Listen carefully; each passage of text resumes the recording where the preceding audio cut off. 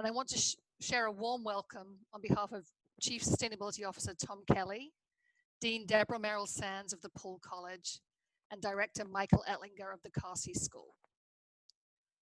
As you may know, last summer, the UNH Sustainability Institute joined with the Carsey School of Public Policy and the Poole College of Business and Economics, the co-founders of the center, to become a third and the lead partner in the Center for Social Innovation and Enterprise. I'm pleased to share with you that this fall, we will be officially renaming the center as the Changemaker Collaborative to better reflect our mission of creating positive change together. It will not change any of our signature programs, but we believe it will better reflect the work we do, and importantly, will help us scale the engagement in our programs and grow our impact at this pivotal time in history. You don't need me to tell you that we're living through extraordinary times. The sustainability challenges we face have perhaps never been more urgent. And this past few months have only exacerbated the issues and accelerated the need for change. Environmentally, the ravages of wildfires and flooding and critical biodiversity loss all continue as the climate crisis intensifies. Social turmoil was already on the rise, with protests around the world focused on racial injustice and made all the more urgent by events this past spring. And of course, the global health pandemic, which has created so much tragedy and suffering, clearly while demonstrating the pervasive inequities and the fragility of our global economic system. These challenges are embodied by the United Nations Sustainable Development Goals, the overarching and comprehensive blueprint for peace and prosperity for people and the planet, now into the future. The 17 Sustainable Development Goals, the SDGs, implicitly recognize that ending poverty and other deprivations must go hand in hand with strategies that improve health and education, reduce inequality, and spur economic growth, all while tackling climate change and working to preserve our oceans and forests. In other words, the interconnectedness of these challenges and the explicit recognition that achieving the SDGs will only happen through collaboration across sectors and across geographies. By governments on global, national, and regional scales, working with the nonprofit sector and the private sector. These are all vital and necessary actors in creating a sustainable future. And it's really this recognition that compels our passion for the Changemaker Collaborative, which brings together students, faculty, staff, businesses, nonprofits, and government agencies, all committed to advancing positive change for the good of all. The collaborative supports the next generation of skilled, courageous, and confident leaders through experiences in the community, the tools of public policy and business, all while helping community partners to advance their own sustainability initiatives in the world. And today you're going to get to see that collaboration in action and its resulting impact. As I mentioned earlier, the news around us can often seem, and bluntly is right now, very bleak. But this is really one of my favorite days each year because it's always a morning of high energy, inspiration, and I think most importantly right now, great optimism. I have no doubt that this year will be any exception. And goodness knows we all need some rays of light right now. While none of us were prepared for the pandemic world as we know it today, we were incredibly grateful and inspired to continue our work with 12 fantastic internship host sites who kept their internship opportunities intact and worked with us to shift them to a virtual platform. You're going to learn more about our 12 partners, nonprofits and for-profits, all with deep commitment to different aspects of sustainability and all working on innovative projects to deepen their commitment. And today you're going to meet 13 impressive UNH students. Each student has been working for the last 8 weeks on exciting projects, ones with positive environmental impacts such as mapping sustainable supply chains and green building certifications, and projects that tackle major social problems such as ensuring the availability of quality affordable housing and ending human trafficking. Really, it's these students that are our hope and inspiration. They have chosen to spend their summer making a positive impact in the world, and have contributed their energy, ideas, and their education to their host organization's strategic priorities.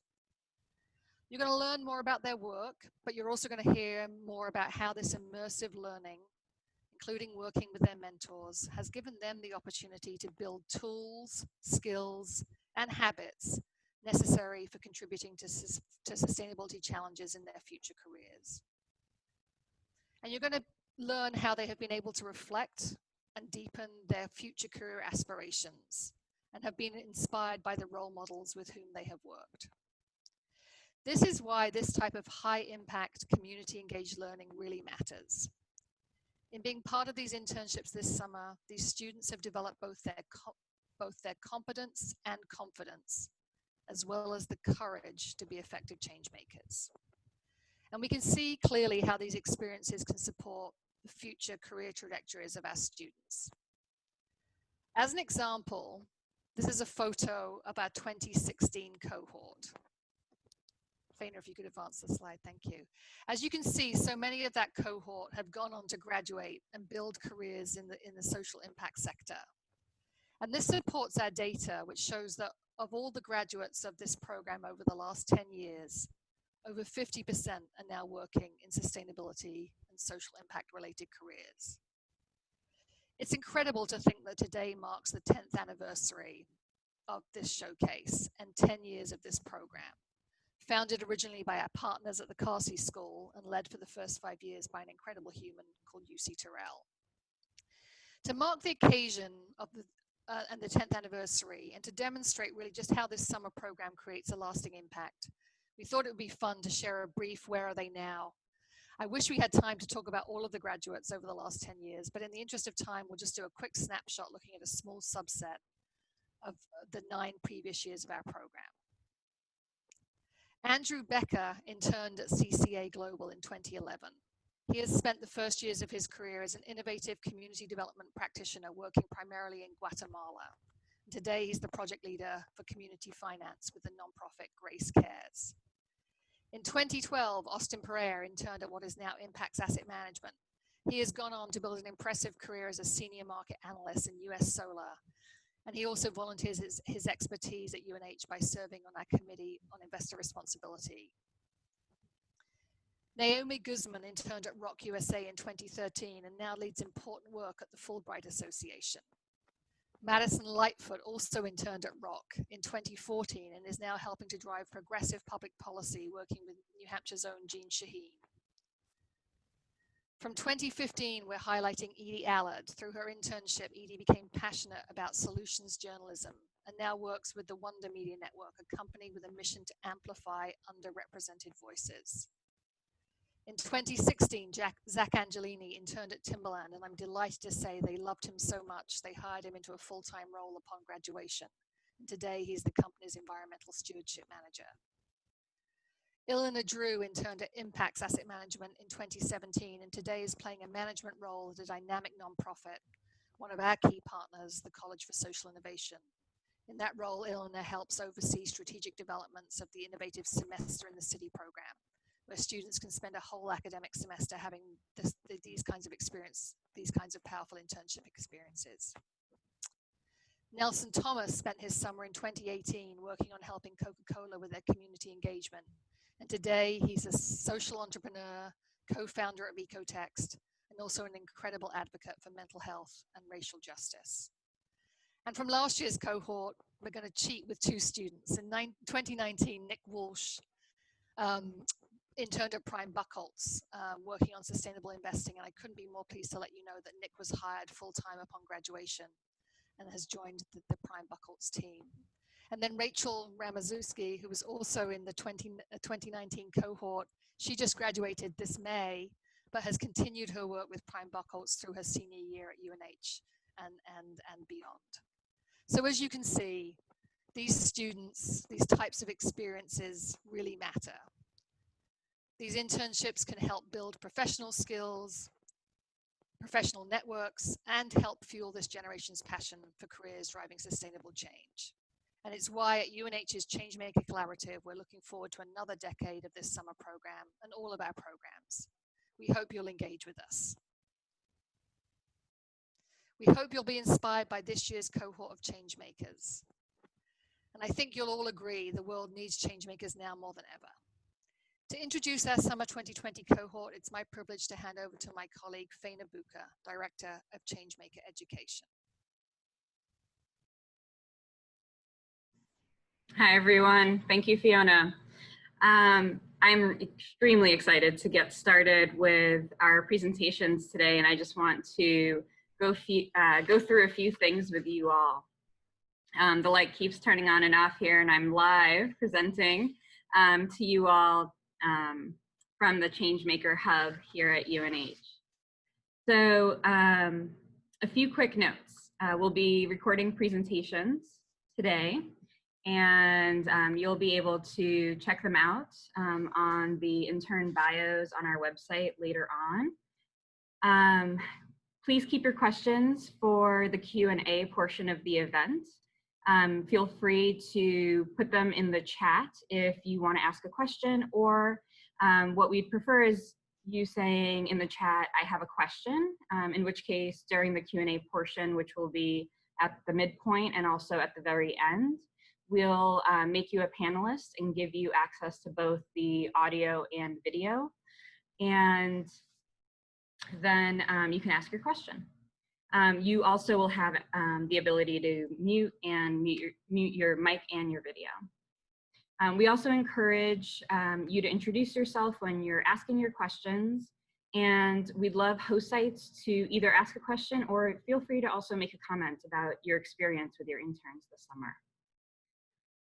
We'll also be asking the audience questions via the poll feature every few presenters, so stay close to your mouse. And we will only have about 10 seconds to collect the results, so before we reveal those answers. These questions are designed to keep the Zoom format engaging, but also to help you learn more about the history of this program. And finally, as students are presenting, we would love for you to share feedback with them. So to do this, we will be, share my screen. We are hosting a Jamboard online. And I am going to put in the chat the link to that Jamboard. So let me just share how it works. All right, there's a lot going on here.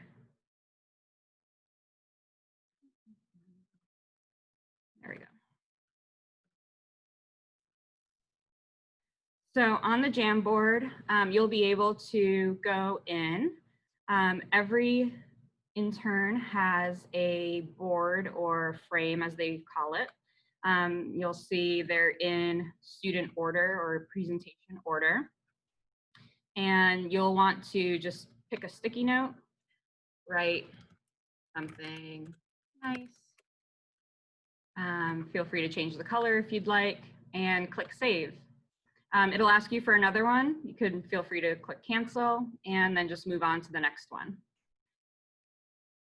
And that's about it. If you decide you want to add something to somebody who's already gone, you can feel free to move back and forth between those. So without further ado, I will go ahead and start the party. And the first one to present will be Christian. And I'm gonna go ahead and get the slides going for everyone.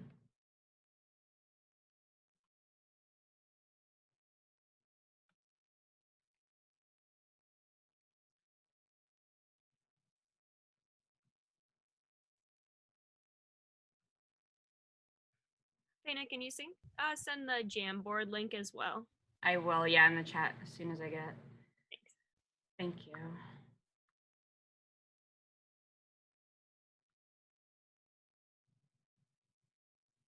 And Christian, let me just do this before you take the remote.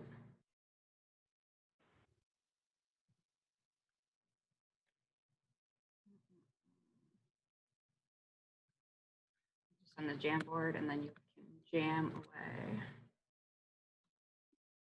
All set? Nope, 1 second, sorry.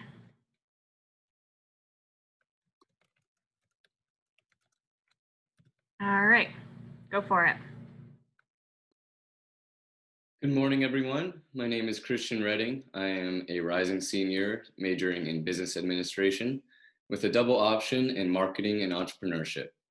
This summer, I had the fantastic opportunity to intern for the New Hampshire Human Trafficking Collaborative Task Force, a nonprofit organization with the purpose to provide resources to victims and stakeholders interested in ending human trafficking, which is basically a modern day form of slavery. And I'd like to point out that in 2018 alone, there was 29 new cases of human trafficking in New Hampshire. So it does happen in New Hampshire.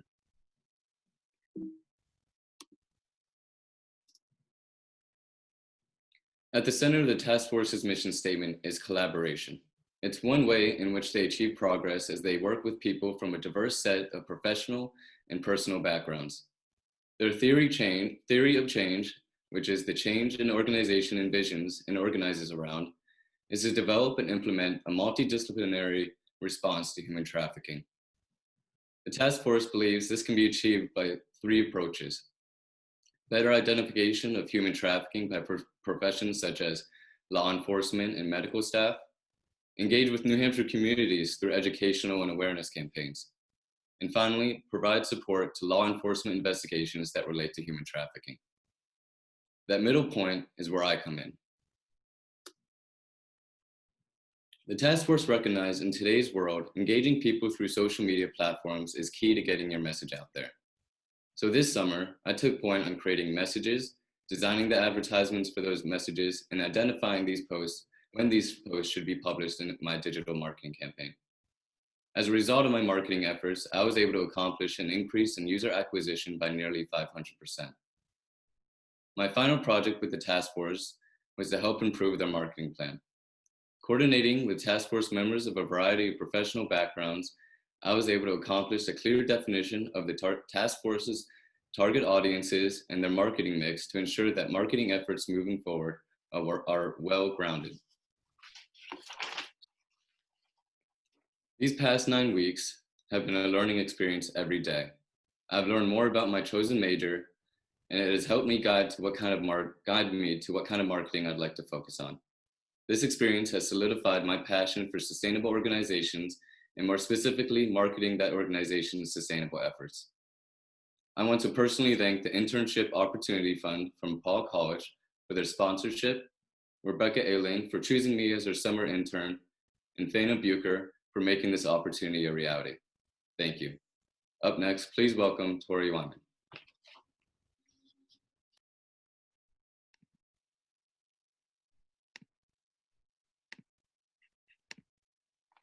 Hi, everyone, and thank you all for coming. My name is Tori Wyman, and I'm a rising senior here at UNH with a major in business administration and a minor in environmental conservation and sustainability. I had the pleasure of interning with Piscataqua Savings Bank this summer, as well as this past semester, as part of the Changemaker Collaborative's Bee Impact Clinic. For anyone who is unfamiliar, a certified B Corp is a business that meets the highest standards of verified social and environmental performance, public transparency, and legal accountability to balance profit and purpose. In other words, they are considering more than just a profit, but the planet and people within. Piscataqua has been a certified B Corp since May of 2019.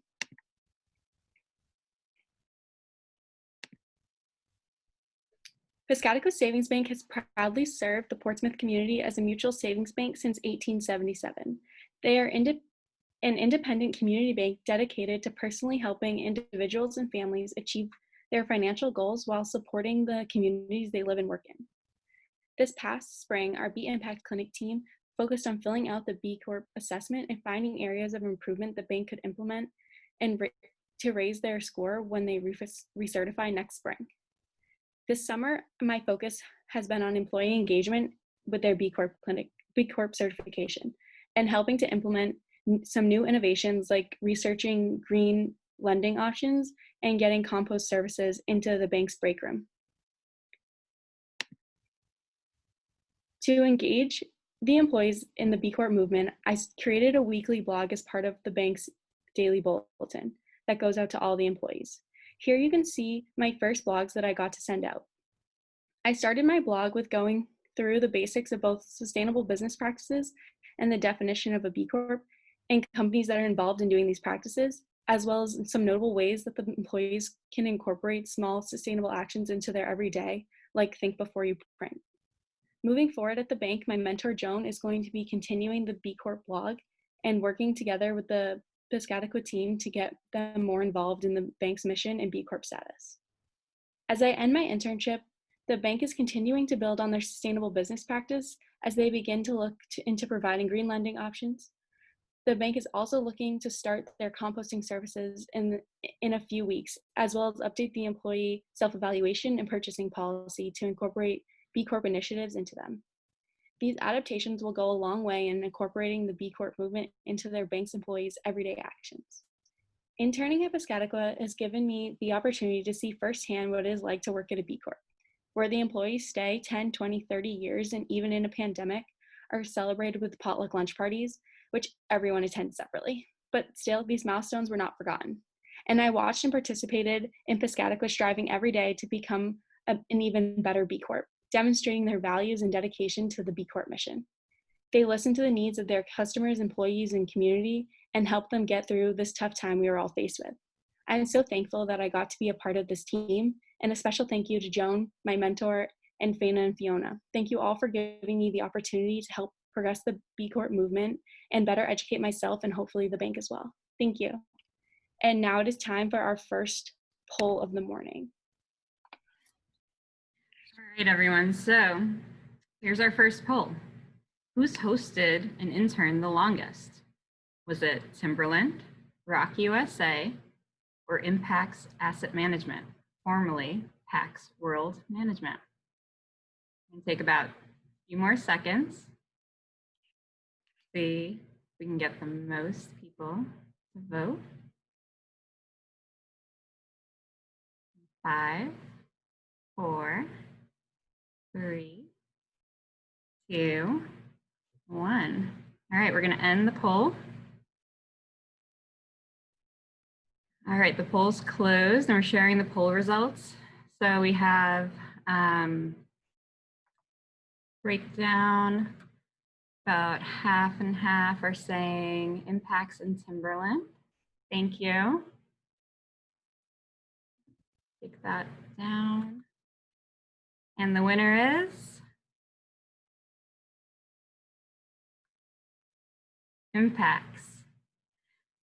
So we'd like to, Timberland and Rock USA were very, very close.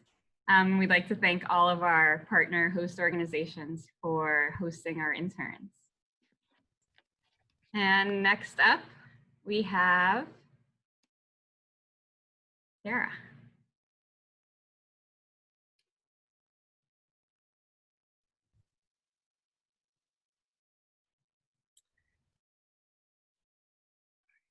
Hi, everyone. My name is Sarah Wilkinson, and I am a rising junior studying analytical economics and sustainability with a minor in math. This summer, I worked for Prime Buckholtz, which is an institutional advising firm located in Portsmouth, New Hampshire. 86% of the firm's 250 clients include nonprofits, along with family foundations, educational foundations, and churches. Prime Buckholtz has a strong focus on diversity, equity, and inclusion, and environmental social governance initiatives. Their mission-aligned investments committee consists of 25 members split between a research and practice group. The firm recommends over 74 ESG-related products to over 50 clients with a mission-aligned investment portfolios. An example of one of these clients is the UNH Endowment. Prior to my experience at Prime Buckholtz, I will totally admit to thinking of the finance industry as an intimidating, male-dominated, and environment-neglecting sector of business. But if you see it through an ESG lens, it is possible to see the industry in a new light. There are 3 major types of investing that are relevant to this conversation. First, socially responsible investing, which focuses on avoiding certain companies and industries that may support things such as fossil fuels or firearms. The second is ESG investing, which integrates ESG elements into fundamental analysis and due diligence. Lastly, impact investing, which is investments in projects, companies, and organizations with the goal of generating mission-related change and financial returns. Gender lens investing is a very well-known example of impact investing.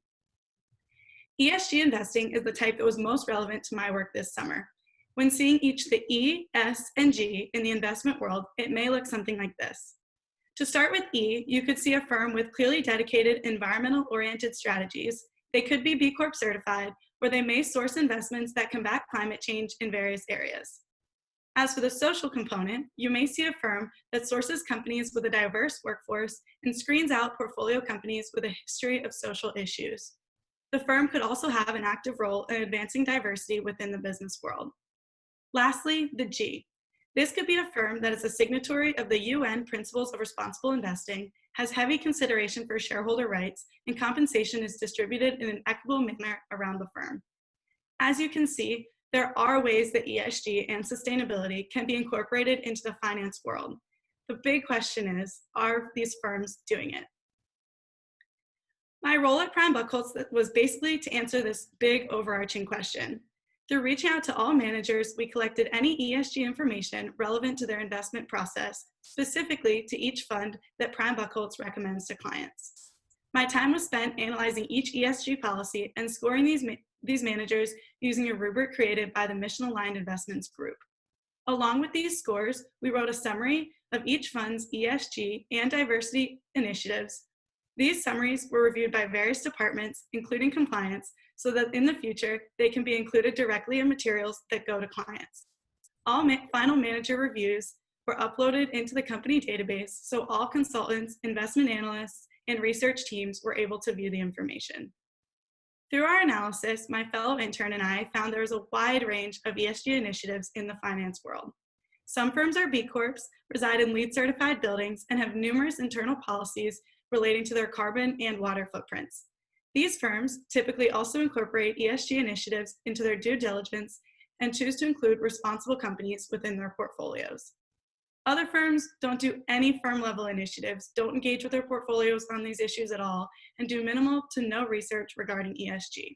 Unfortunately, we did have a handful of firms that sent back either no response or declined to participate in our questionnaire.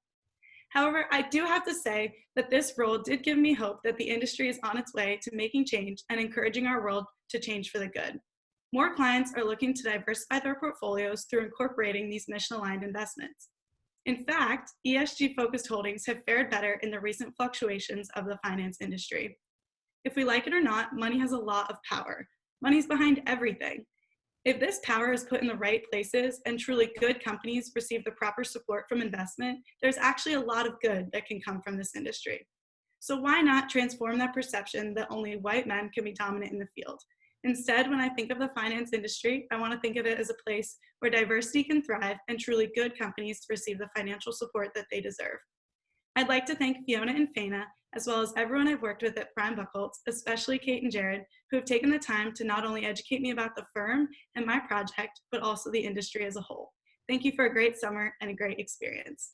Next, you'll be hearing from Joanna, who spent her summer interning at Impacts Asset Management.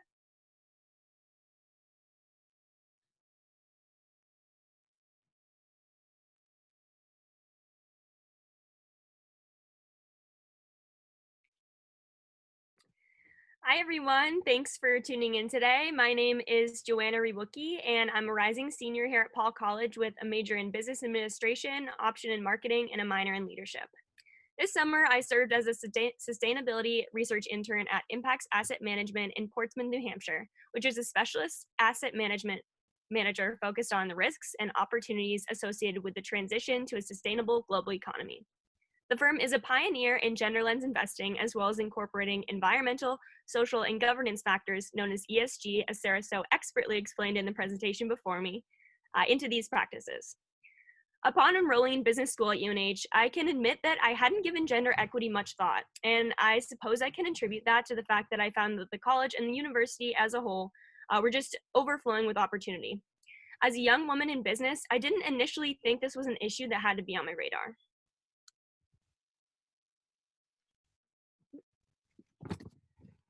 However, as a sophomore, I was working on a consulting project with a local business in which we were presented with a problem to fix. We were to find a solution to the issue that there are about 80% female middle managers at this company, but women only made up 6% of their executive leadership board. I couldn't believe this. Where was the disconnect between management and leadership, and what other factors were at play here? Even worse, statistics like this aren't uncommon in the rest of the United States and all over the world. I really wanted to start to uncover why that was and what we can do to change this moving forward, and this has fueled my curiosity to research gender demographics this summer. Impacts champions the positive impact of gender parity by investing in companies that are leaders in advancing women and are able to capture the investment returns associated with gender diversity and women's leadership. Impacts also directly challenges this unfortunate statistic through engagement with companies. Through this engagement, they seek to increase representation of women on corporate boards and in executive leadership positions by focusing on areas such as hiring and retention, pay equity, and transparency about gender and diversity data. I should also note that while I recognize that gender identity is a spectrum, currently the mass majority of companies report gender data in binary terms such as male and female.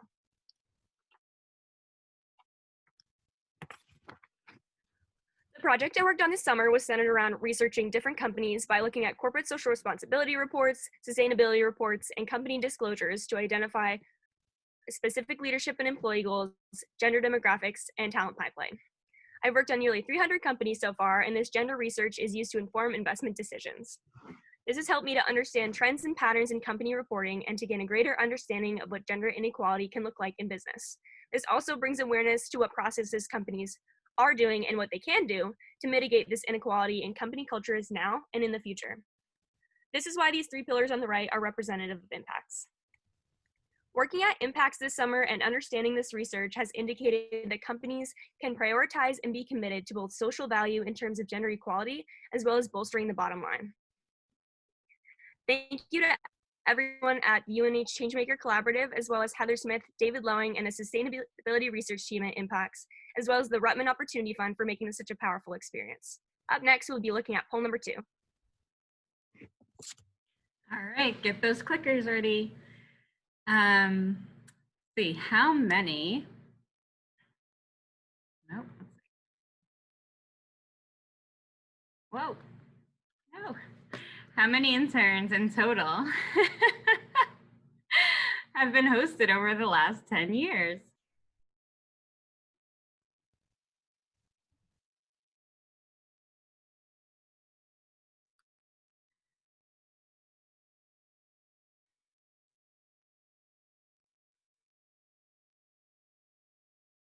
All right, in 5, 4, 3, 2, 1. All right. Yes, the majority got it right. We had 134. And that's the breakdown for the colleges.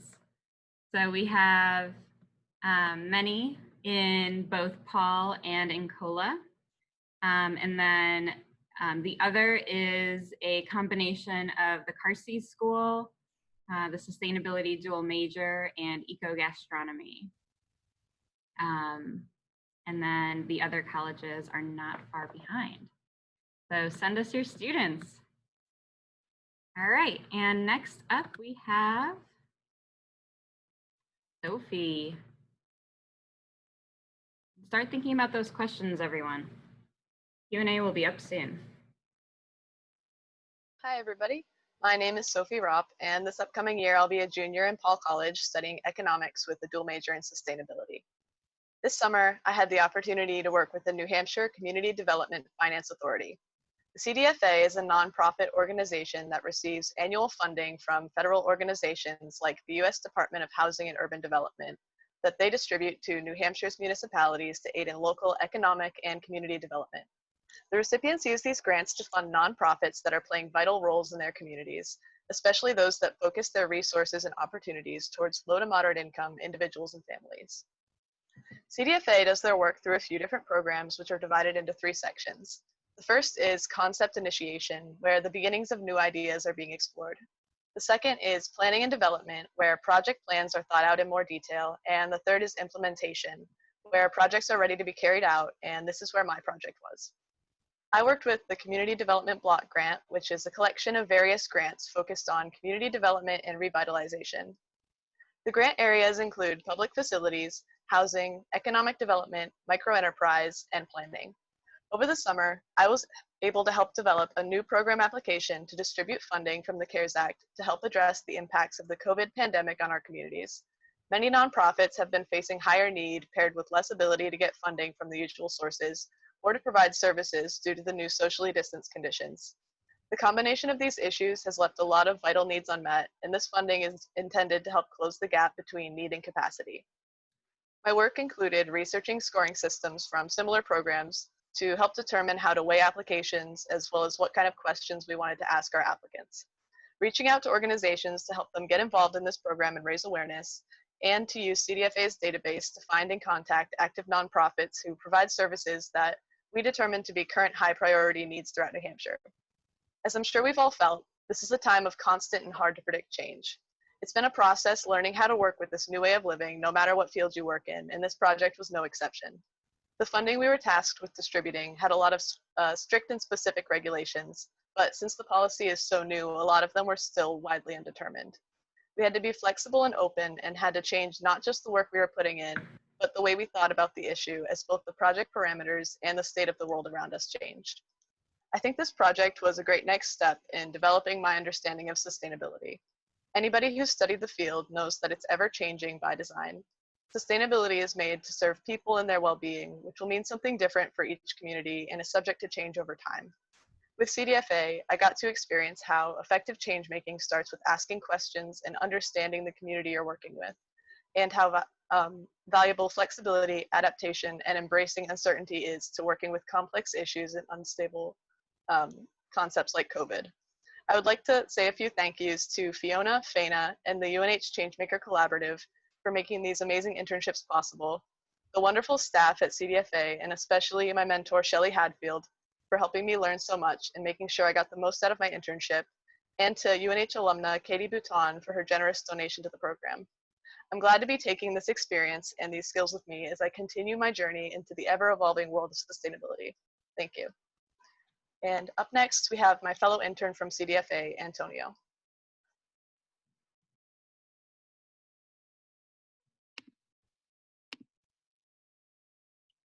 Hi, so my name is Antonio Serna, and I am a rising junior in the College of Health and Human Services in the Social Work program. This summer, I was fortunate enough to work with the New Hampshire Community Development Finance Authority as a data capacity building intern.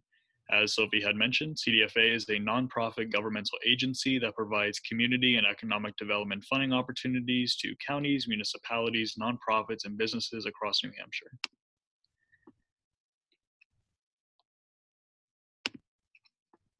So CDFA's theory of change is entirely community-focused, allowing innovative ideas to flourish and partnerships to grow at all steps of the community development process.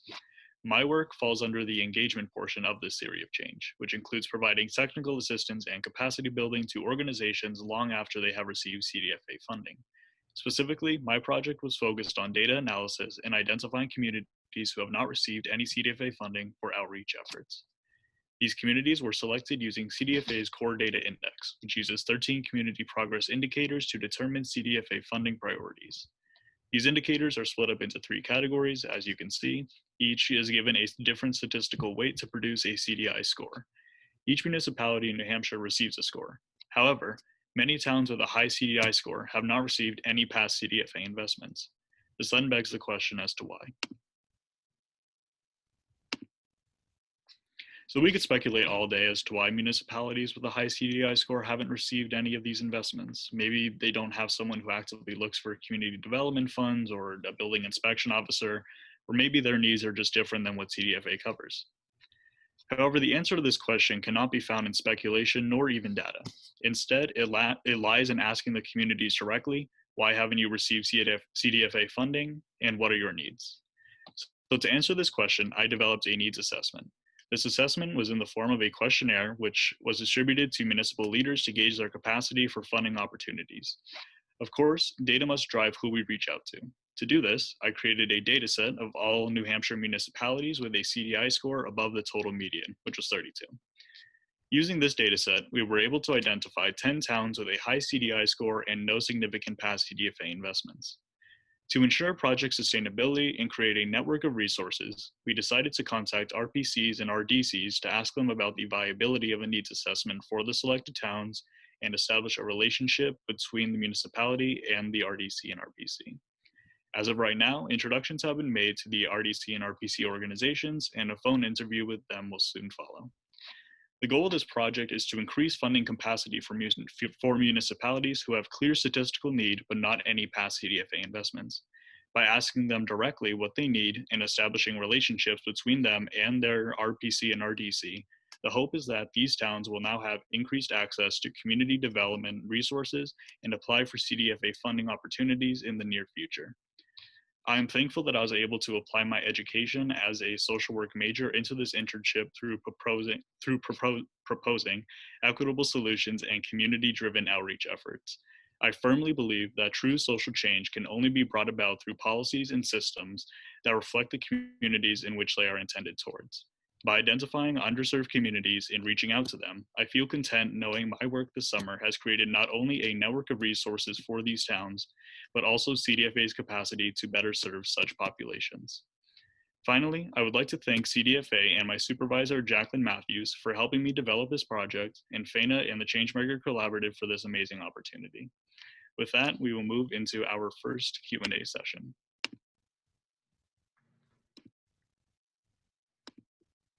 Awesome. Well, thank you all. I'm doing a little dance here. Loving all that. Feel super inspired. So let's see, who would like to start? Looks like Kate would like to ask a question for Sarah and Joanna. Thank you. And Colleen will help us get you live. Great, am I here? Yes, you're here. Thank you. Wonderful. Thanks, Fana, so much for this, and Fiona as well. It's always so inspiring to hear from all of these change makers and to hear about local organizations who are making a huge change. As mentioned, I had a question for Sarah, who represented our firm so beautifully, as well as Joanna, who did the same for Impacts. As you think about the investment industry, we do see a huge disparity in terms of women's participation as well as participation from underrepresented communities. And I wonder, based on your experiences, whether you have hope around that change, and also what you view as something that the industry could do to bring more people with different backgrounds into investments. Thank you, Kate. And Kate, do you want to just introduce yourself for everyone else? Sure. Hi, everyone. This is Kate Dumas from Prime Buchholz. We're happy to have participated in this internship over the last 3 years, and we've had excellent outcomes as we are able to leverage really smart and enthusiastic students around engaging investment managers on ESG and diversity. So thank you all. Thanks so much, Kate.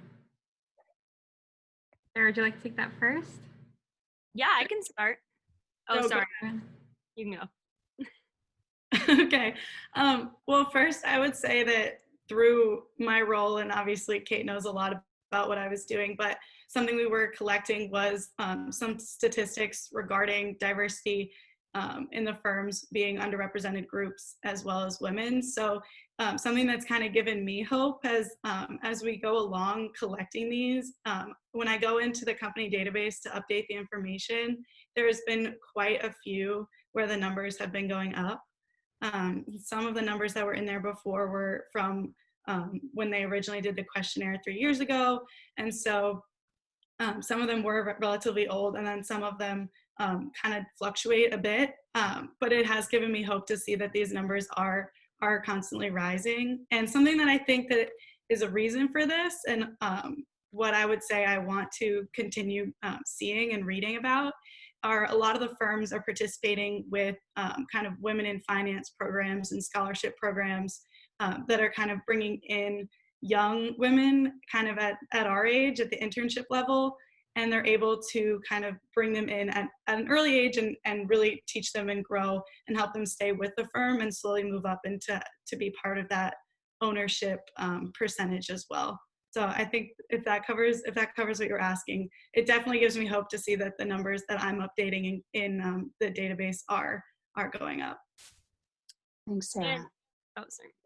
And to go off of that, Sarah, something that we were talking about the other day, and Kate, I'm so glad that you asked this, is that these demographics and these statistics that Sarah's talking about at this point, they're clear indications. It doesn't have to be just hope anymore. It's the realizing, and especially as a young woman in business, that these things are changing, and these portfolios that are focusing in gender lens investing and that are focusing on these things that we really care about are having the returns that we're looking for. And I think that's really what's been kind of inspiring this summer, is to not only have been hoping for that, but to see it firsthand. Thank you both. I appreciate it.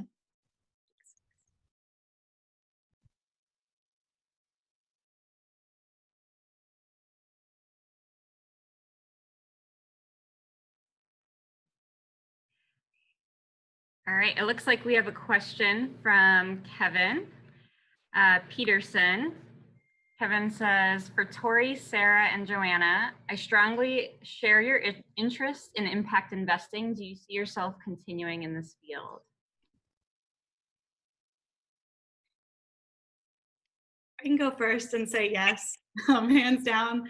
I was definitely never someone who had a dream job. I want to be this when I grow up, career focus. I was actually somebody who came to college and did econ because I knew I liked the numbers, but I really didn't want to go into finance. And now that's totally switched. So I can definitely say that's opened my eyes to how much power it can have. And I think it's just overall a really interesting field. So I'll definitely continue looking into it more and researching more. Yeah, and with that too, I think that I have learned that there are just so many different pieces to this impact investing and working kind of in this financial sector to begin with. So I think that's really exciting to see that it doesn't just have to be one thing. It can be kind of anything you want it to be if you're really passionate about this area. So I can totally see myself continuing to work in this area. Wonderful. Tori, I believe that question was also for you. We're going to make Kevin a participant. He had a few comments as well.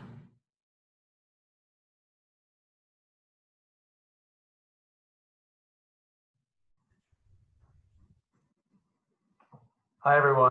I don't know whether you can hear me or not. We can. Kevin, can you introduce yourself? Yes. Hi, I'm Kevin Peterson. I'm the Director of Economic Development for the Community Development Finance Authority, and had a chance to work with both Sophie and Antonio. And first, just want to say thank you and congratulations to both of them. They did excellent work, and their work is going to truly inform some change and some better deployment of CDFA resources. So we're really grateful for their participation. And you both are now all part of the CDFA team. You always will be. I'm particularly interested in the fact that 3 of the 6 presenters here were talking about impact investing. It was something that I was quite engaged with. I worked for New Hampshire Charitable Foundation and helped to start the impact investing program there. And I had the good fortune of doing a TED Talk on impact investing a couple of years ago. I put a link to that TED Talk as a sticky in there. And I just wanted to invite Tori, Sarah, and Johanna, if you ever want to talk about that, and some of the interesting stuff that I was able to unearth. It was right at the beginning of the impact investing movement. I haven't been quite as involved in it lately, and sort of on the impact investee side of things with CDFA, but I just wanted to encourage you to keep pursuing that passion and to invite you to connect with me directly. Fiona knows how to reach me, and say kudos for the work you're doing, and keep it up, because it's a great passion to follow, and it will really make a difference if you continue to follow that passion going forward.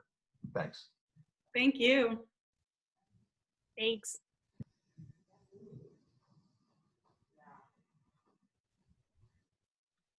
Wonderful. We've got a question for Christian. Christian, as a business major, How did your internship build upon your professional skill set? How does a social innovation internship help business students grow personally and professionally? That comes from Sharon Keeler of the Business School. It's a really great set of questions there. So in regards to the first one, coming into this internship, I had probably about a chapter's worth of digital marketing learned. And so as a result of that, I found myself in my local library and other places online to kind of educate myself on digital marketing. So this particular internship really helped build my professional skill set in regards to digital marketing because I haven't taken that class yet. And it was also really interesting to see how marketing between a for-profit and a nonprofit changes. So I also had to educate myself regarding that and adjust and look at what I've learned and see how I can adjust it to better fit a nonprofit that's looking to budget and always looking to get, access grants. In regards to your second question, how does a social innovation internship help business students grow personally and professionally? I think it's helped me personally because there's so much going on in the news, and it's great seeing all these companies that take part in this program. But it's just awesome to see that companies are out there looking to be more corporate socially responsible and giving back. And this has helped me personally grow because it's given me a new perspective on how business is changing as the world changes and as the world values environmental concerns. And so being part of the change and seeing how everybody is adjusting their business operations was something that helped me not only personally but professionally. Thank you, Christian. Brittany, Angelo. Yes, hi.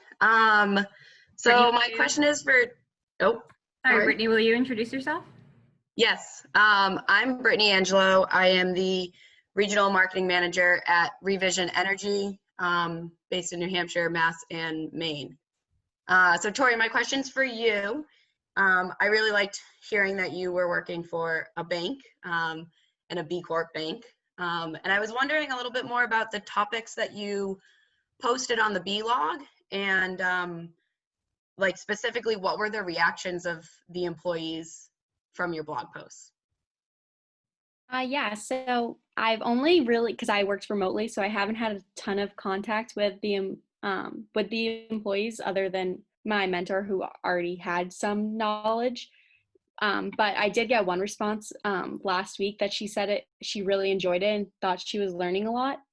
And I really tried to like dumb down any type of thing I was learning in class and just make it super easy. Like I gave like 10 facts of, take shorter showers, bring a mug to work, buy a reusable straw, like just so many different things that could give anyone an opportunity to try it out.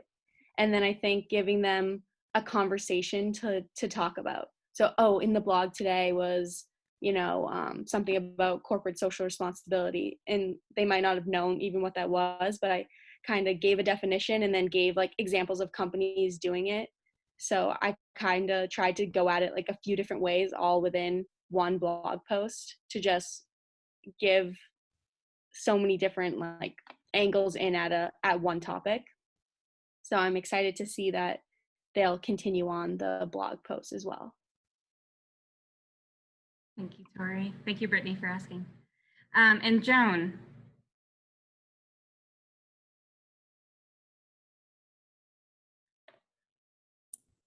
Hi, I'm Joan Guile. I'm the Executive Vice President at Piscataqua Savings Bank and also the B Corp officer. So it was really fun having Tori with us. She did a great job, and I only wish her enthusiasm that she was here at the bank so everybody could feel her enthusiasm for the topic. It was infectious. And her presentation was great.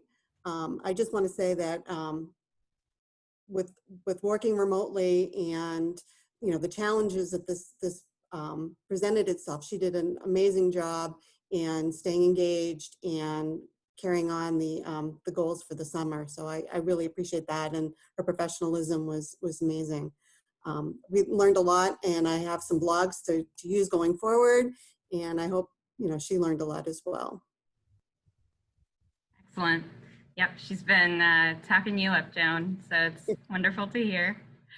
All right, so we're going to move on to our next set of presentations, and we'll do Q&A again at the end for the second set of presenters. But of course, if you have questions for all of our interns, you are welcome to either give comments at the end or ask questions at the end as well. So without further ado, next up is Jordan. Jordan, take it away. Great. Hi, everyone. Thanks for being here. My name is Jordan Kafka, and I'm a graduate student at the University of New Hampshire's Carsey School of Public Policy. I will be graduating in September with my master's in public policy, and in May of 2019, I graduated from UNH with a major in communication business applications and a minor in nutrition. This summer, I had the incredible opportunity to intern at New Hampshire Small Business Development Center, which is a nonprofit organization that provides confidential business advising to New Hampshire enterprises. And they're funded through Paul College and the Small Business Administration. And this internship was done with Eversource. So I had the opportunity to work on their business sustainability program. So New Hampshire Small Business Development Center believes in the power of thinking globally and acting locally. So my internship contributed to this motto because I helped small businesses on a local scale to achieve global sustainability goals. And then they also believe that sustainability is about doing good for your business, your customers, your employees, and your community. And by focusing on sustainability, a business can enhance their brand and bottom line and maximize profits and reduce their carbon footprint too. So aside from these benefits, consumers overwhelmingly prefer businesses that focus on sustainability. So this graph here is from a Nielsen study, which is a data analytics company, and it shows that 80% of Gen Z and 85% of millennials prefer businesses that focus on sustainability. So we were really trying to drive this point home this summer with the internship and show SBDC clients how this is really important. So consumers have really shifted their buying habits towards this. And to meet this growing consumer demand for environmentally friendly products and services, many businesses in the US have adapted their business models to be more sustainable. And in doing so, they've gained a competitive advantage. So over the past 8 weeks, I've really helped New Hampshire Small Business Development Center relay this important message on sustainability to their clients. So to do so, I've created a landing page for the Business Sustainability Program, which consists of blog posts on how businesses can be more energy efficient, checklists for businesses to evaluate their energy use, and e-learning courses on how to read your energy bill, along with other graphics for showing how being sustainable is important. So I really helped to lay the foundation for this program, which was extremely rewarding. And this experience really solidified my passion for sustainability and and helped to define my career goals moving forward. So I'd really like to thank Faina, Fiona, Andrea, Heidi, Liz, and Eversource for making this possible this summer. Thank you. And next we are going to hear from Isabella. Hi, my name is Isabella Ronson. I am a senior studying business administration with an option in marketing and a minor in French.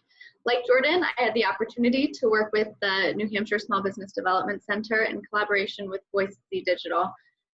Voice Digital is a relatively new program out of Paul College's Business and Practice program. We are a student-run digital marketing agency that just started taking clients last spring. The goal of my internship was to grow and define the relationship between the New Hampshire SBDC and Voice Digital. So the SBDC sponsored me to create intake processes for New Hampshire small businesses to access Voice services at a reduced cost. And this is in line with the social innovation goals because when we invest and spend money at small businesses, that dollar amount is recirculated in the local economy moreover than money spent at corporations. So by Voice these marketing efforts, we could increase sales for these small businesses, which is good for everybody. So this summer, I worked to create marketing materials and processes for this collaboration. So here I designed this landing page, but I also defined services that were catered to the small business needs in New Hampshire, and I worked with the people at the SBDC to create a packet for business advisors so that they can work with us to move small businesses down the intake funnel that I developed. I also did a lot of internal processes to prepare Voice to specifically serve these small businesses. Because we are a new agency and we still have quite a limited capacity, it was really important to be able to set up a process to line up clients right for the start of the semester so that we can serve as many clients as possible. So that was a success of this summer, setting up processes there. I also did a lot of internal work on the organizational structure and the services that Voice will provide, getting us ready to continue growing for years to come and hopefully increase our capacity to be able to help more businesses. I think the most important thing I was able to do this summer was build trust between the organizations. We are student run and still new, so we have a lot to prove, and being able to grow the trust and confidence in our organization this summer is huge, and hopefully the benefits of this partnership will continue on for years to come. I'm really excited to continue working with the SBDC throughout this next year as Managing Director of Voice Digital through client work. And this summer I've grown in confidence and I feel more prepared to serve as Managing Director throughout this next year. I'd like to thank Liz from the SBDC for making this possible. I'd also like to thank Jen and Neil for their constant support and encouragement. And I'd like to thank everyone at the Changemaker Collaborative. Thank you, and now another poll. Isabella, so which organization has hosted 5 or more interns of the 10 years of the program? 5 or more.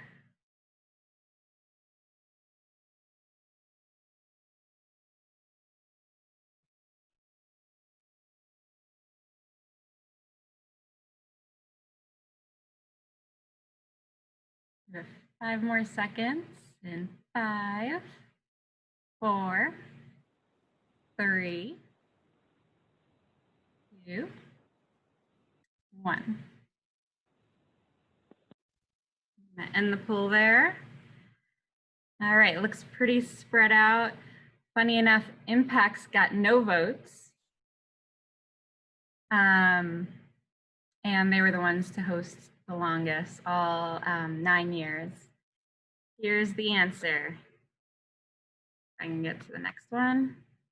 All of them. Everyone on the list. That was a trick question. I get tricky sometimes. All right. Next up, we have Rachel. Hi there, everyone. Good morning. Thanks so much for taking some time out of your morning to come and listen to all of our work. My name is Rachel Avery. My pronouns are she, her, hers. This May, I just finished my undergrad at UNH Manchester, where I dual majored in English and history. And this summer, I had such the privileged experience of interning at Paper Crane Associates under Sarah Glatt. Paper Crane Associates conducts strategic and business planning, consulting, and career and leadership coaching. So the main focus here is helping nonprofit and for-profit mission-driven organizations launch, grow, and pivot. My work for the past couple of months has involved strategic planning processes for 2 nonprofits. Paper Crane fosters sustainable change at 3 main levels: individuals seeking coaching, mission-driven organizations, as I mentioned, and more generally, what I refer to as the sector as a whole.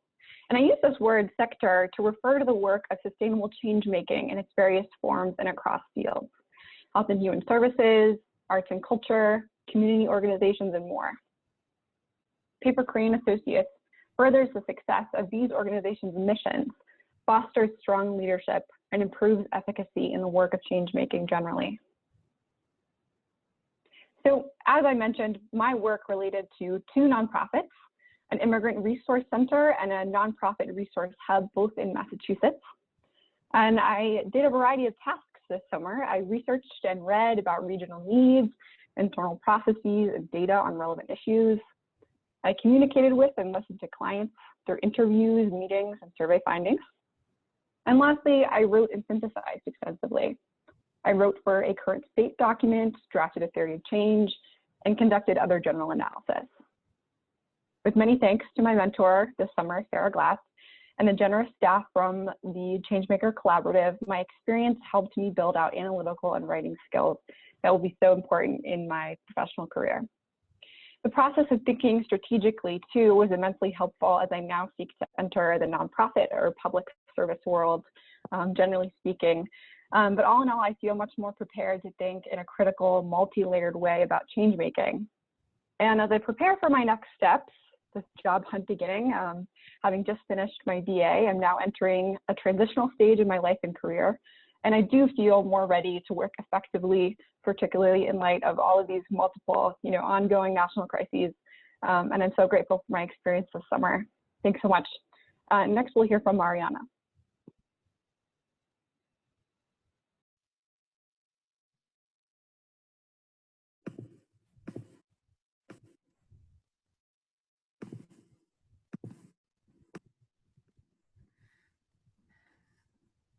Hello, everyone. My name is Mariana Miller. I am a rising junior, class of 2022, and I am an environmental conservation and sustainability major.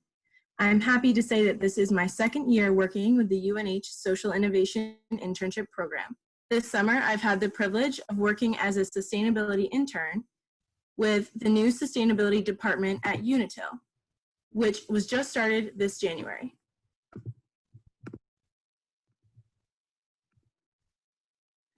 A little background about Unitil. It is a small investor-owned utility holding company. It provides electric and natural gas services to homes and businesses in Maine, Massachusetts, and New Hampshire, as you can see from the top left graphic, which is Unitil's service territory map. One of Unitil's 4 central values is stewardship, which the company practices by ensuring that all environmental, social, and corporate governance initiatives are firmly rooted in the company culture. Unitil's mission is to safely and reliably deliver energy for life and provide our customers with affordable and sustainable energy solutions. There are 3 main ways that Unitil enacts this mission. The first is the Energy Efficiency Program, which incentivizes Unitil's customers to use less energy in their homes or businesses.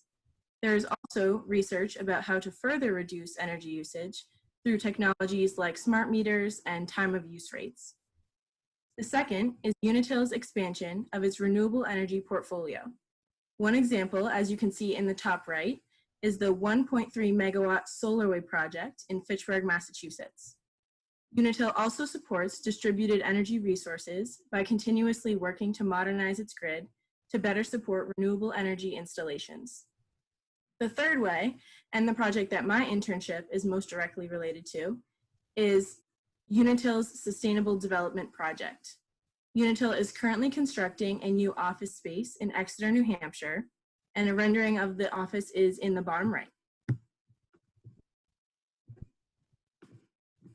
This office building will serve as a proof of concept building for Unitil's future projects.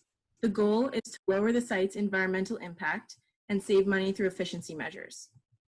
For the project, 3 different building certifications are being attempted: LEED, WELL, and ENERGY STAR. I worked this summer to compile the necessary documentation and policies to ensure that the building will achieve the certifications it's aiming for. One of the requirements for the WELL certification is to create educational materials on all of the sustainability features of the building to share with the building occupants. This includes everything from energy efficient heating and cooling systems to sustainably sourced furniture and more. Though the building is still under construction, we're on track to achieve all 3 of the green building certification goals. Unitil will be able to use this project as a roadmap for future expansions. Personally, I'm grateful to have had this opportunity to learn more about green building and sustainable development. It was a perfect stepping stone from my solar energy internship last year, and I feel like I have a great opportunity to build on my knowledge about the renewable energy and sustainability industries. With these experiences under my belt, I feel I'm able to understand sustainability in a very practical and hands-on way that I could never have gotten from a traditional academic setting. I am excited to pursue my career in sustainable development and real estate, and I want to thank my mentors at Unitil, Kristen and Sarah, and Faina and Fiona from the UNH Changemaker Collaborative for being such great resources this summer. Thank you so much for listening, and now we will prepare for poll number 4.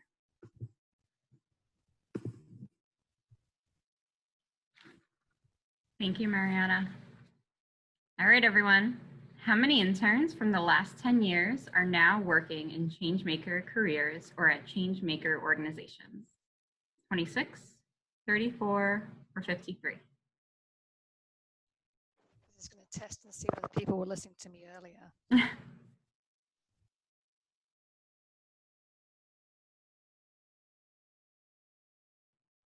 All right, so we're going to go in 5, 4, 3, 2, 1. All right, 77% said 53. Correct answer is 53.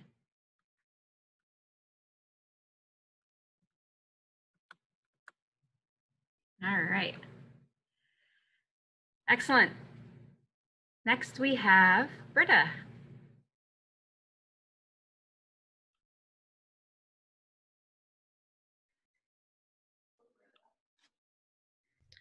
Hi everyone, my name is Britta McCarthy. I graduated this May from the University of New Hampshire with a dual degree in political science and eco-gastronomy, and I had the privilege of completing an internship with Timberland and the Smallholder Farmers Alliance.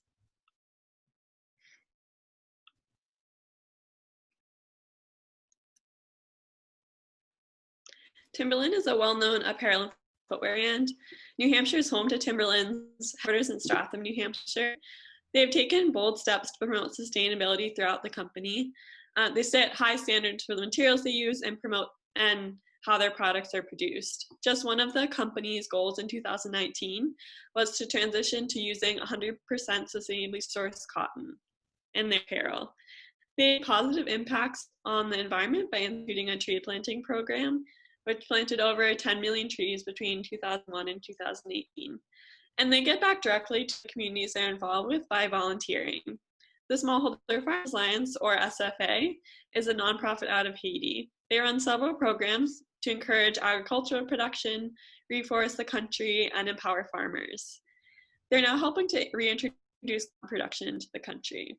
The Smallholder Farmers Alliance has paired with Timberland to create a mutually beneficial and sustainable partnership.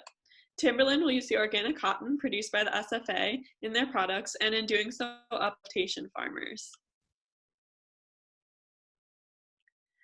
So my role, I was tasked with creating a manual for the SFA that lays out steps that have to be taken prior to export. I was given a list of research questions that I directly addressed and incorporated into the manual. The manual lays out best practices for baling and ginning, harvesting strategies for small cotton growers, how to store cotton seed, export procedure for bringing cotton to the US, amongst other things.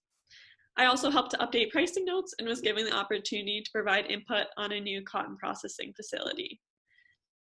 The current manual I produced provides a great overview of operations, but because I only had a limited amount of time to produce this manual, there were sections that I did not get to dive in as deeply as I would have liked.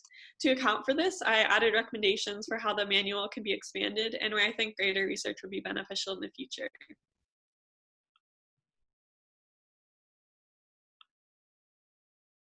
This internship has given me great insight on how I want to proceed both in my personal and professional life. As a consumer, I try to be very conscious of what clothing I buy and where it's coming from, but this internship allowed me to see from the perspective of the producer. There are many people and steps involved in producing apparel and wear, and when companies like Timberland and the Smallholder Farmers Alliance step up and make sustainable efforts, they truly make a positive impact all the way through the supply chain. Professionally, I hope to continue involvement in sustainable fiber research and sustainable supply chains.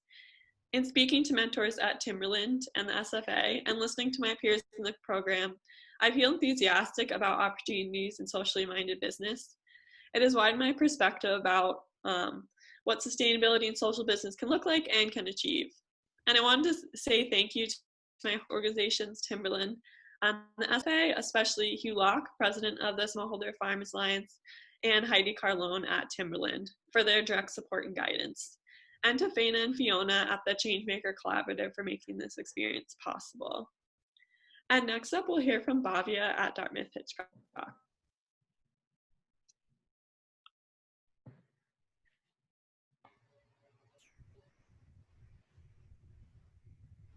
Hey everyone, my name is Bhavya Vadwa.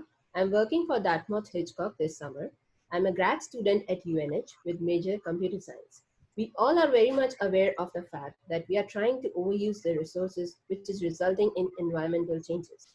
So I wanted to work for an organization which not only focuses on profits, but also on environment. Hence, I chose Dartmouth Hitchcock. A little about Dartmouth Hitchcock. It is a US state of New Hampshire's only academic medical center and one of the top 3 medical centers in New England. It has 396 inpatient bed capacity and serves as a majority tertiary care referral site for northern New England. Also, it is one of the top sustainable organizations as it has received Emerald Award from Practice Green Health. Going forward, I would like to refer Dartmouth Hitchcock as DH.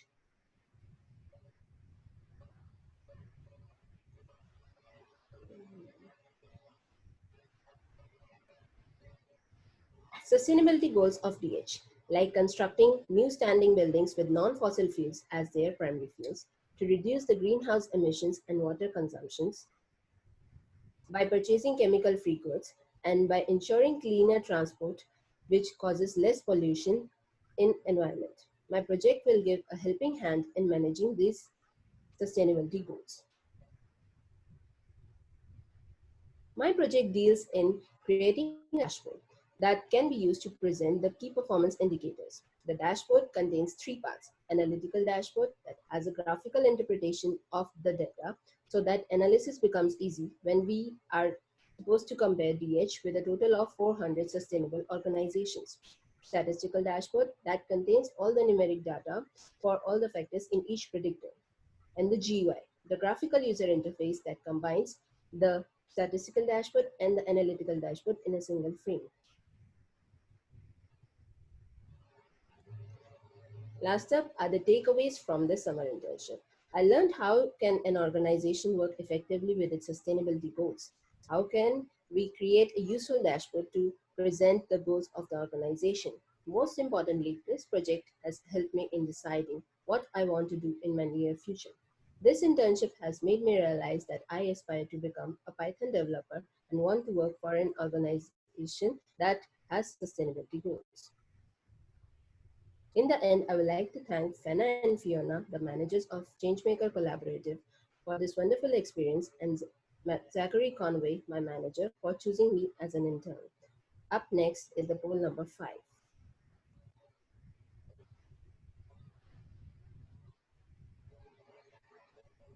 All right, so this question goes out to all the hosts and supervisors.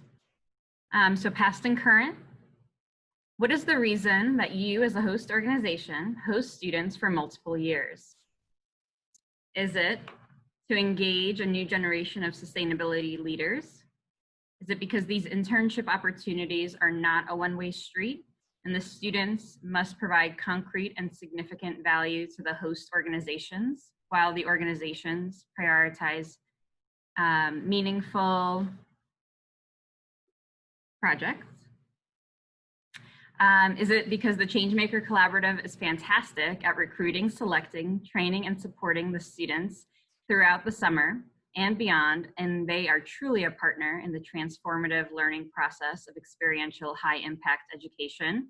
Sorry, I just have to clean off some dust here. Or is it all of the above? Give you all 5 seconds. Some people are having a hard time voting, but thank you in the chat. 5, 4, 3, 2, and 1.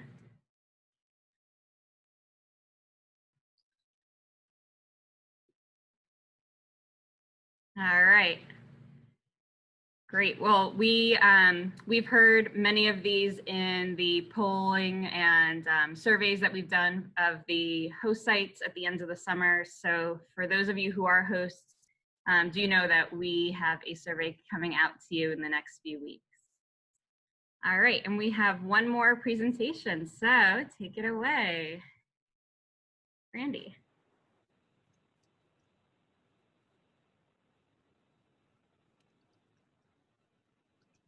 Hi, everyone, and thank you for joining us. I've been incredibly inspired by my peers today, and I'm even more impressed that you're all still with us, but hang in there because I'm the final one. My name is Brandy McKay, and I'm a rising senior at UNH. I am majoring in business administration with an option in management with a dual minor in psychology and leadership. I've spent my summer interning at Lonza Biologics, located in Portsmouth, New Hampshire. Lonza is a global biotech contract company who manufactures active pharmaceutical ingredients. Many of you may know Lonza because of their current contract with Moderna to manufacture the COVID-19 vaccine. And as exciting as that is, I work in an equally exciting department. I have been interning with the corporate citizenship team, and I am thrilled to share my story with you all.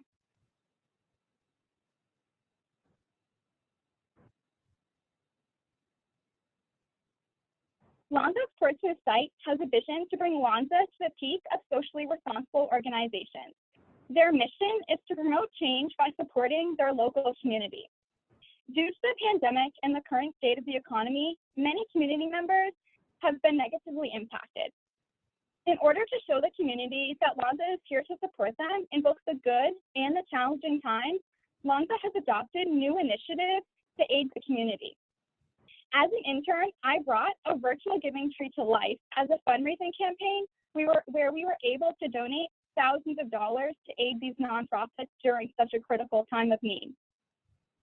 I've also been able to foster community engagement within Lonza by developing a virtual STEM panel program with local schools in the community and by beginning a virtual summer camp for our employees' children.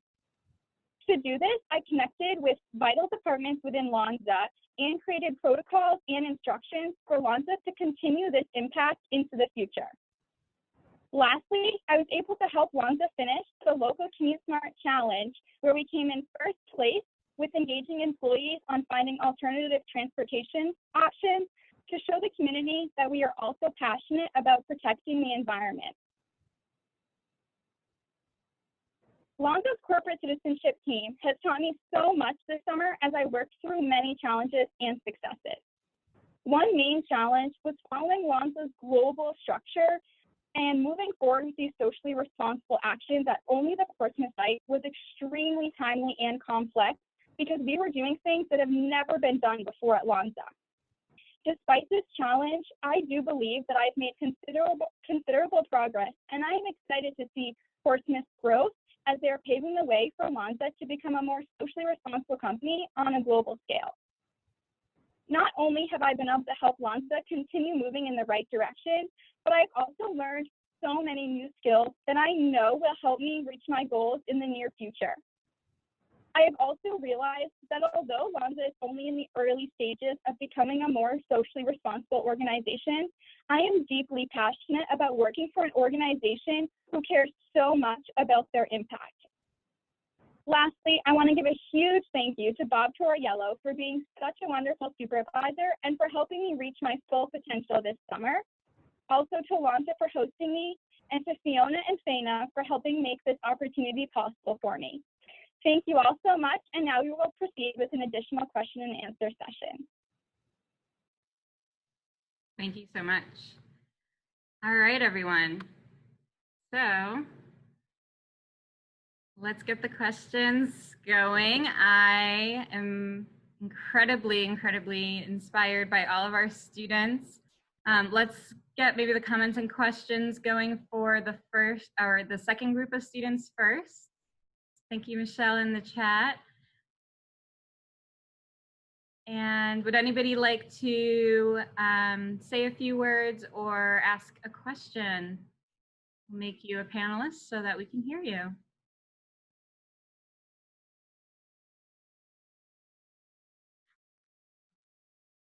Great, Andrea.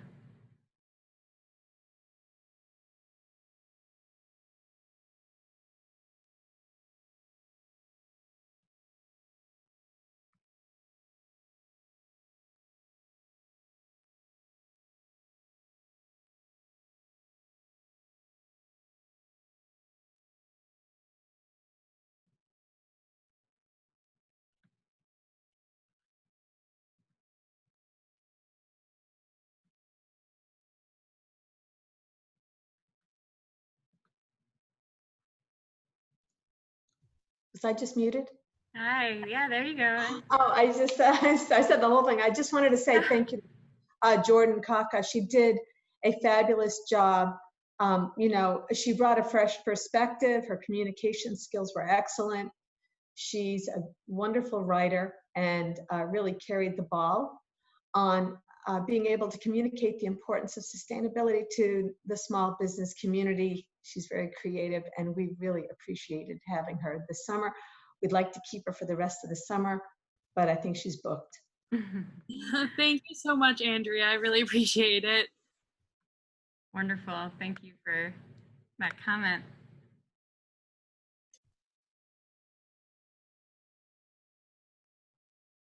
Anyone else? Lots going on in the chat there. Any questions for the second group or comments from the hosts or comments from anyone else? Hey, Faina, it's Fiona. I'm wondering if I could ask all of the interns to perhaps chime in and reflect on what was some of the biggest surprises they had this summer, something that they perhaps learned but weren't expecting to learn, or you know, how this experience, particularly of working online, what their reflection of sort of working in this remote way has done for them as well. Great question. Oh, Kate just asked the same question. So wondering about the virtual environment and how that impacted the internships positively and negatively. Thanks for asking that question, Kate. Yeah, who'd like to answer that? I'd be happy to speak to that. Thanks, Britta. I just finished out my last semester and the end of classes were online, so I kind of became somewhat accustomed to the virtual nature of communicating with people. I was just surprised how easy the transition was, and it was a lot easier to build relationships with people online than I expected.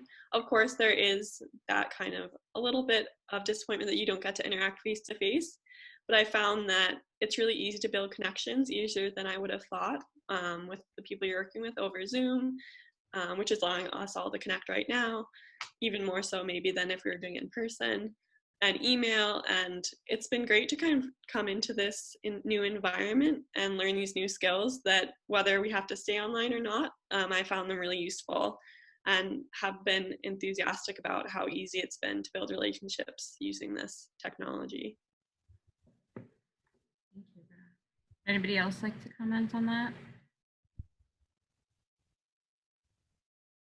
I can. We've had quite a variety of experiences, I think.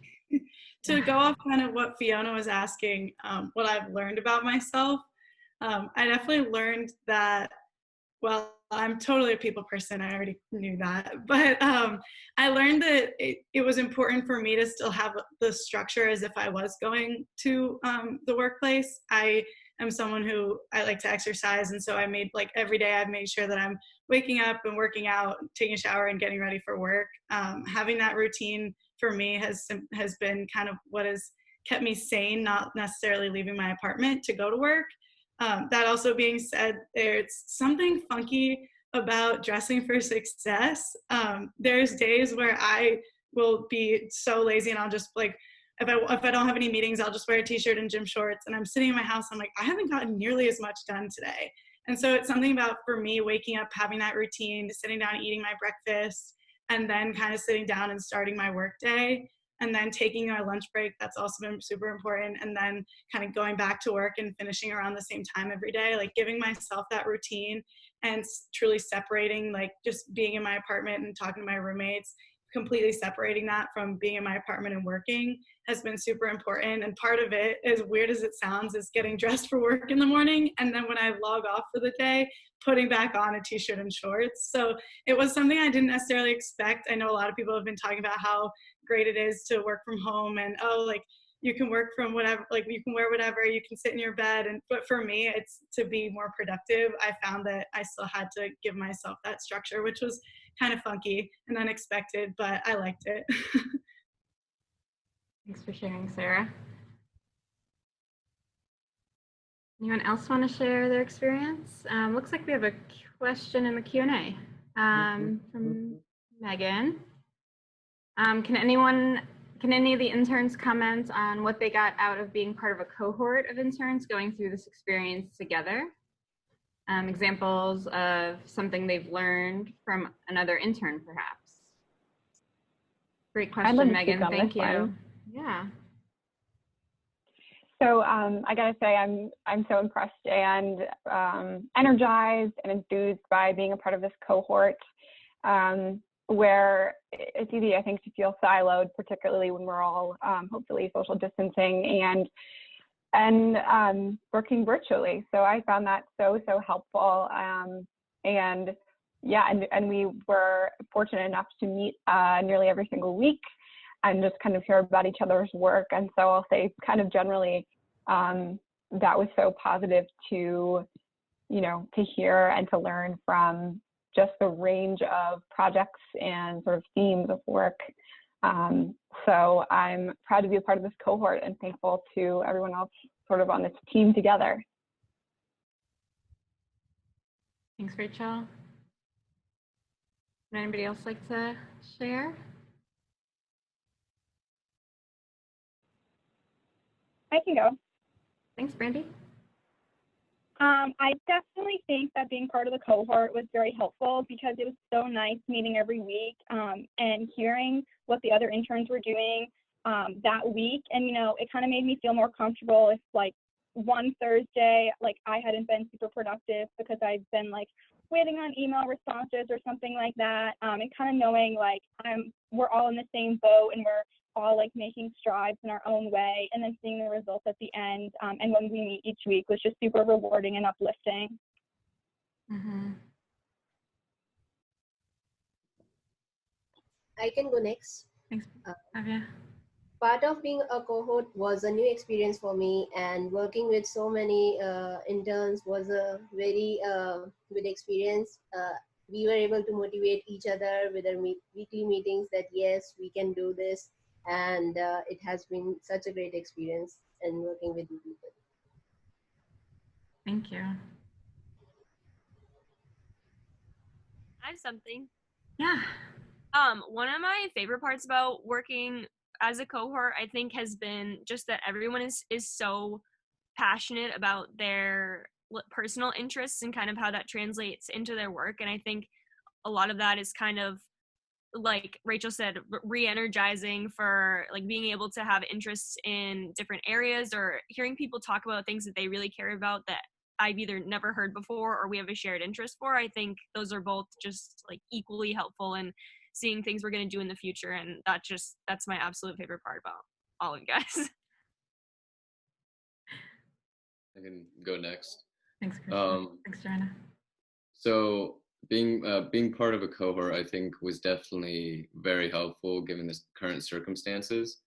There's a lot going on. I'm sure people are dealing with stressful things at home regarding the pandemic and other things in the news. And it was nice to have a group of people that were also experiencing that. So if I, for example, felt as though something between me and my boss wasn't clicking, which I can assure you never happened, it was nice to be able to fall back and ask everybody in the group that to see what's working for them even just getting a new perspective on how their internship is going, and that helped inform me better on how to better operate within this remote internship and work more efficiently.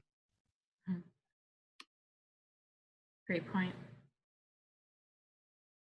Great point. All right, anybody else before we turn to the closing?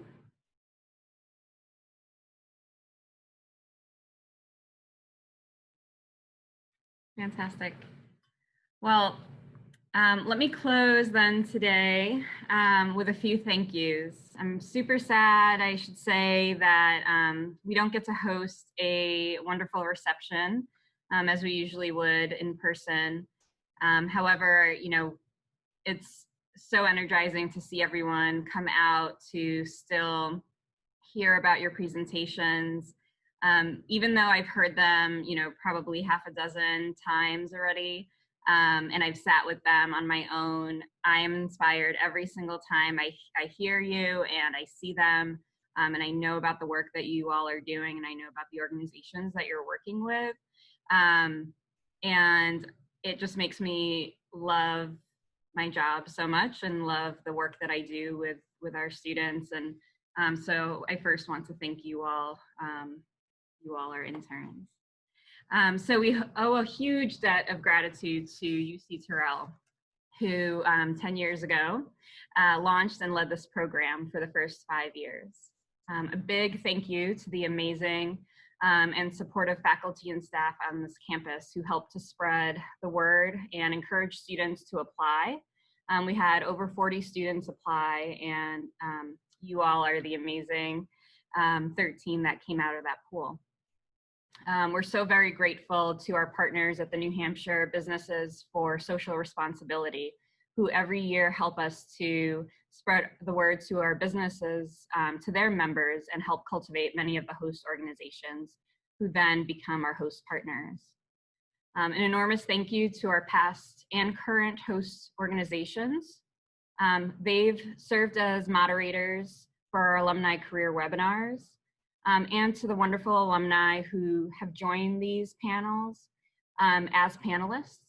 We thank you for your continued contributions for all of these years, for continuing to create positive change in the world, and for sharing your stories, your time, your energy, your LinkedIn profiles, and your connections with our current interns.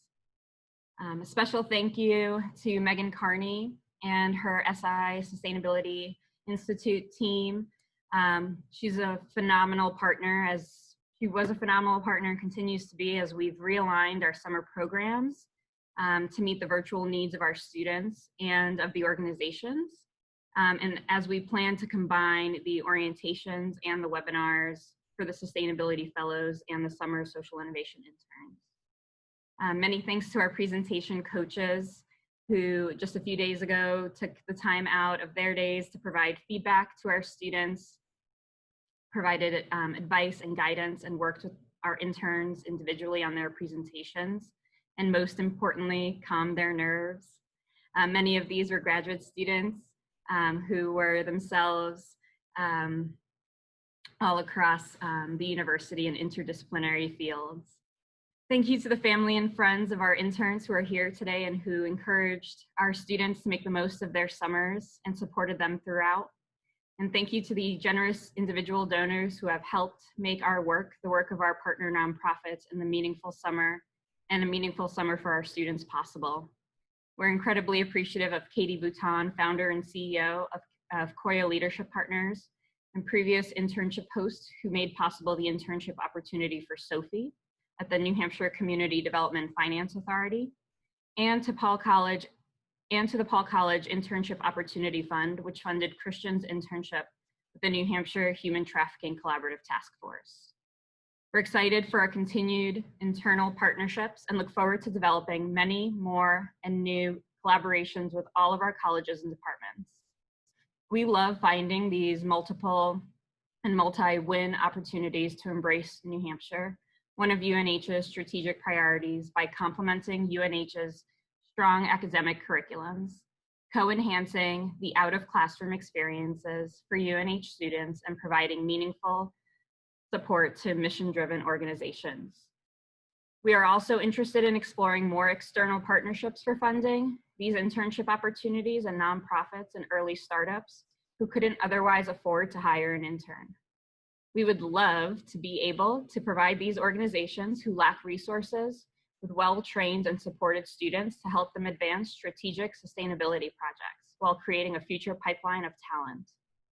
So please let us know if you'd like to discuss these triple benefit gifts, which help our students, mission-driven organizations, and the communities they serve.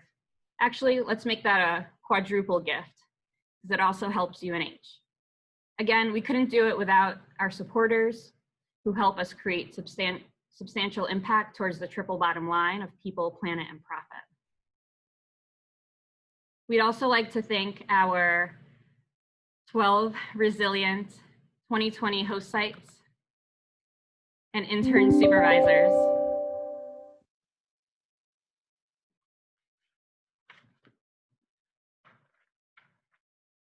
We're so grateful that we have such an innovative and pioneering organizations right here in New England, with so many in our great state of New Hampshire.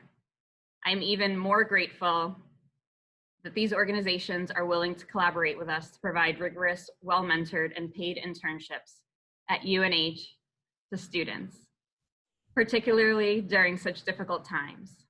Even though we build this program on the principle of mutual benefit, we know that our host organizations invest many resources in making these internships powerful experiences for our students. As many of you know, supervising with intention is not an easy task. Great internships come from organizations that are committed to providing them with meaningful work and high quality mentorship. Simply, we could not be engaged in developing these innovative, experiential, high-impact models of 21st century education without your partnership. So to all of our 2020 host sites, thank you for being our wonderful changemaker collaborators.